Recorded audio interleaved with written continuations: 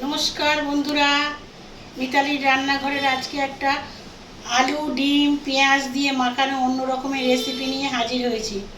তবে রেসিপিটা শুরু করি। আমি এখানে একটা আলু, বড় সাইজের আলু সেদ্ধ করে নিয়ে দু টুকরো করে নিয়েছি। এই একটা আলু ভেঙে গেছে। একটা ডিম সেদ্ধ করে নিয়েছি, দুটো শুকনো লঙ্কা, একটা কাঁচা লঙ্কা আর একটা ছোট সাইজের পেঁয়াজ। এই লঙ্কাগুলোকে আমি একটু লবণ দিয়ে ভালো করে অল্প করে মাখিয়ে নেব। লবণ দিলে লঙ্কা তাড়াতাড়ি এরা চটকানো যায়।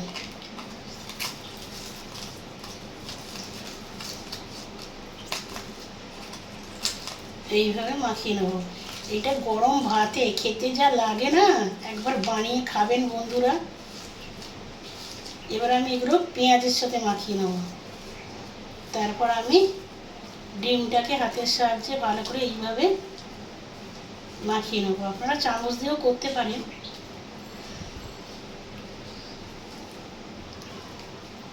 এইভাবে মাখিয়ে নিচ্ছি। আলুটাও ঠিক ওইভাবেই আমি মাখিয়ে নেব।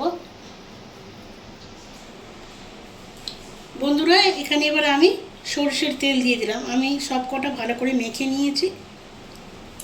সরষের তেল দিয়ে আমি আরেকটু ভালো করে মাখিয়ে নেব।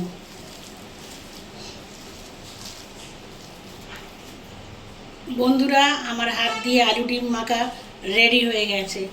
আমার রেসিপিটা ভালো লাগলে অবশ্যই লাইক কমেন্ট শেয়ার করবেন, ফেসবুকটা ফলো করে দেবেন, আর ইউটিউব চ্যানেলে একটা সাবস্ক্রাইব করে দেবেন।